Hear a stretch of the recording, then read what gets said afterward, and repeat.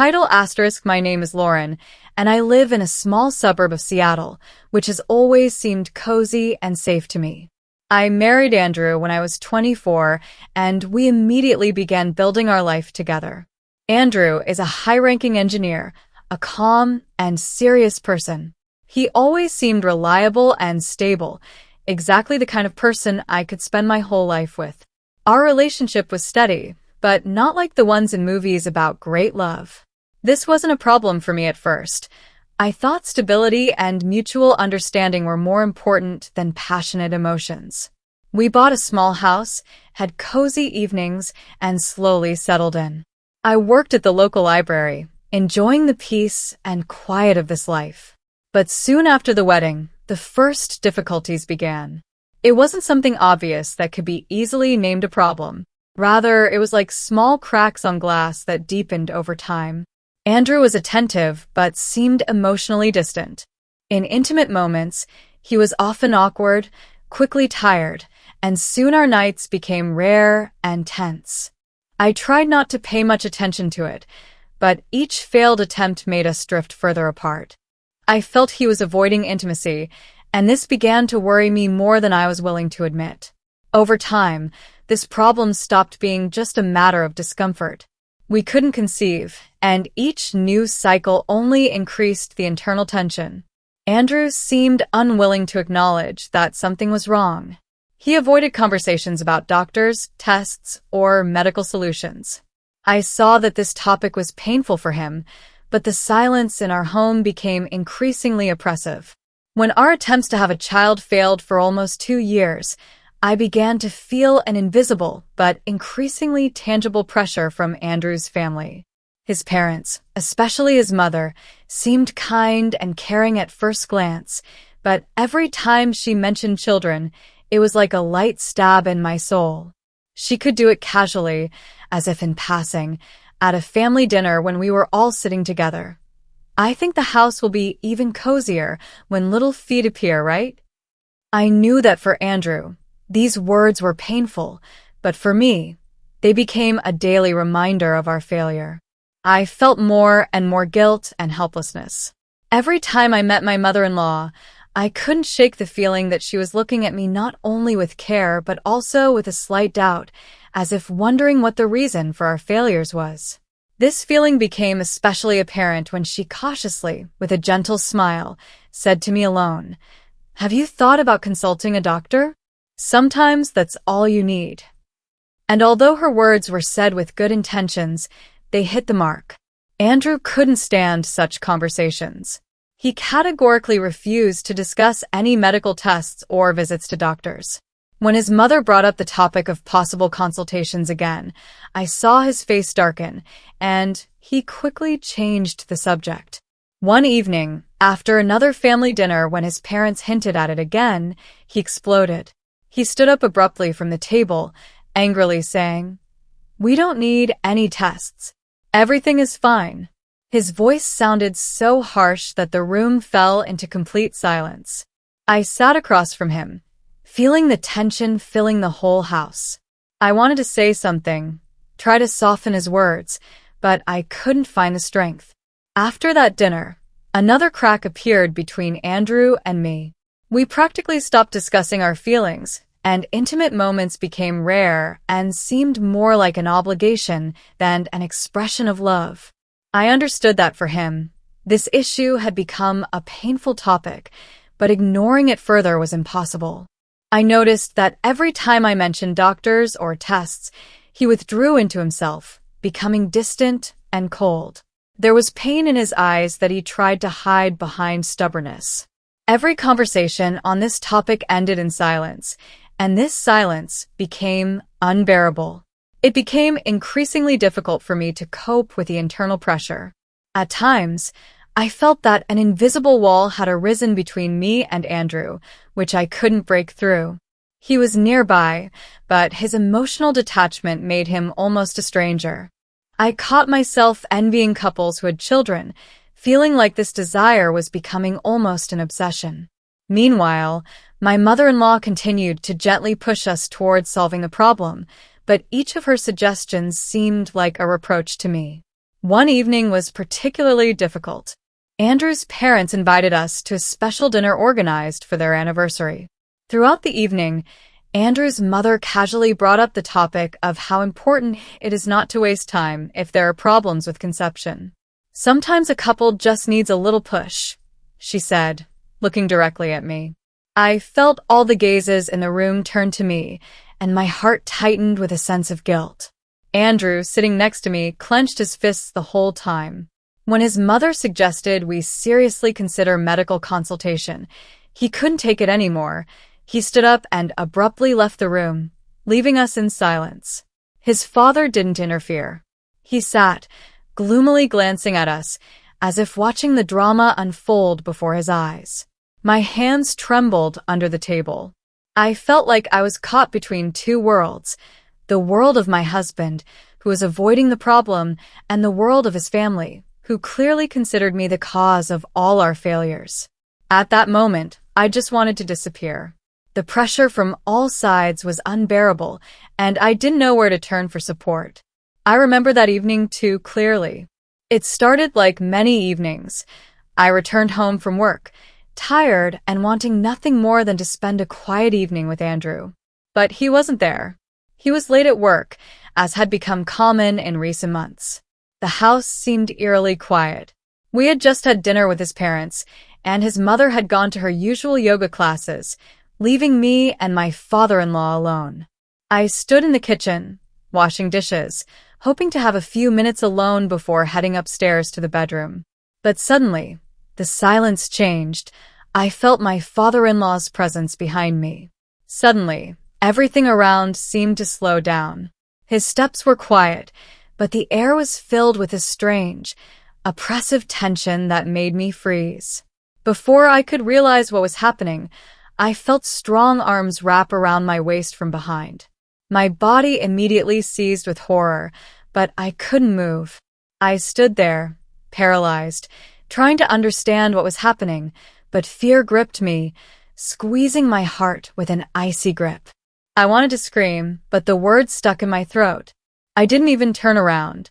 My hands, which had just been holding a plate, weakened, and it slipped into the sink with a dull sound.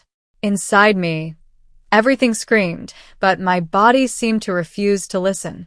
I couldn't even breathe, so strong was the shock. "I'll help you," he whispered in my ear, his breath burning my neck, and those words filled me with waves of horror and disgust. Help? He thought he was doing me a favor? My mind refused to accept his words. I tried to resist, but fear and helplessness enveloped me, not allowing me to even think about how to get out. I tried to scream again, but he immediately put his hand over my mouth and all sound stopped, just like my world at that moment. I closed my eyes, hoping that this was just a nightmare from which I would wake up soon. But it wasn't a dream. His arms became stronger, and I felt him forcing me to do something I couldn't resist. Everything happened so quickly, and all I could do was try to suppress the scream that remained in my throat. My consciousness at that moment seemed to split into two parts. One part screamed with horror, with shame, with pain, the other, as if watching all this from the side, trying to understand how I ended up in this trap. This was not just a physical act. It was an invasion of my very essence, my dignity, my right to be myself. I felt broken and crushed, like a lifeless doll. Every movement of my father-in-law brought me unbearable pain, not so much physical as emotional. I stood as if detached from my body, as if this was happening not to me. But this reality was too real. My head was spinning. Black spots floated before my eyes, and my whole body trembled with fear and hatred for myself for not being able to stop this. I hated myself for my helplessness, for not being able to break free. When it was all over, I felt the world crumble around me. My father-in-law slowly stepped back, as if nothing terrible had happened, and his calmness only intensified my horror. He wiped his hands, as if it was just an ordinary dinner, and said those words that would haunt me for the rest of my life. "This is for the family. For the family." As if he had done something noble, something right. At that moment, I collapsed to the floor, not feeling my legs. My body was as if made of stone. The tears that I had held inside finally burst out, but I cried silently. Something inside me broke forever. Shame, horror, disgust with myself, all this overwhelmed me. I just sat there, clutching my head, feeling the weight of that moment pressing down on me. I couldn't tell Andrew. I couldn't even allow myself to think about it. The fear that our marriage would collapse, that I would be condemned, was stronger than me. I chose silence because I didn't know what else to do. But with each passing day, this secret weighed on me more and more. A few weeks passed after that night, and my life changed forever. On the outside, everything seemed the same. Andrew and I lived as usual, went to work, had dinner with his parents as if nothing had happened. But inside me, a black hole was growing. Fear and shame became my constant companions, and I no longer felt like my old self. Every day I woke up with a heavy heart, and this heaviness didn't leave me for a minute. I tried to live as before, but even the simplest things became unbearable. Every time I saw my father-in-law, panic gripped me. His presence made my heart beat faster with horror. I felt him staring at me at the dinner table, his cold gaze piercing me to the bone. Every time our eyes met, I remembered that night, and my body froze again, just like then, at the sink. I couldn't eat. I couldn't talk calmly. I was afraid to even look in his direction. Andrew noticed nothing. His world was completely consumed by work and the stress that had now become the norm in our home. He was depressed by our failed attempts to conceive, and this distanced us even more. We barely talked, and every night became torturous. I lay in bed next to him, feeling an enormous chasm between us, but I didn't dare tell him the truth. I was afraid that he wouldn't understand, wouldn't believe, or worse, would blame me for what had happened. With each passing day, I became more and more convinced that I had to remain silent. Silence became my salvation and my curse at the same time. I tried to convince myself that this was for the best, better for Andrew, better for our family, better for me. But this silence was suffocating me. I couldn't cope with the burden that was pulling me down.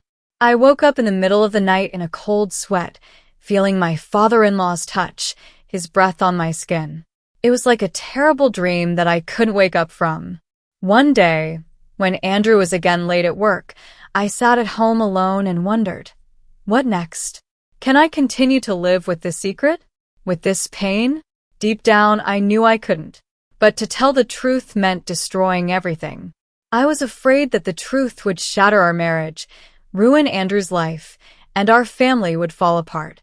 I was afraid to be the one who would destroy everything we had built for so long. Meanwhile, my father-in-law continued to find ways to be alone with me. Every time his wife went to her classes or left for errands, he found an excuse to come to our house. It was like a game I couldn't escape. I tried to avoid him, to hide, but every time he found me, and every time it was torture, as if I was reliving that first night again. I couldn't resist. I felt that something inside me had broken completely, and this broken part of me simply couldn't fight anymore. Another moment happened a few months after the first encounter. One evening, when I was sitting at home alone, he came again. This time I didn't fight. I knew it was useless. He entered the room, sat down next to me, and I felt everything inside me freeze. I didn't feel anything, neither fear, nor pain, nor horror. Only emptiness. He repeated his actions, violated my boundaries again, but I no longer resisted. My body no longer reacted as it had before, as if I had turned off my feelings to survive this. After it was all over, I sat alone in the room for a long time, trying to understand what was happening to me. I felt fear and pain consuming me. This had become a routine, something I couldn't change anymore. I began to feel that I deserved this, that I was to blame for allowing it to happen. I hated myself for not being able to fight, for continuing to be silent. But despite everything, I knew I couldn't tell Andrew. A year later, I became pregnant. It was a strange feeling, both relief and horror. This was the child that Andrew's family had been waiting for so long.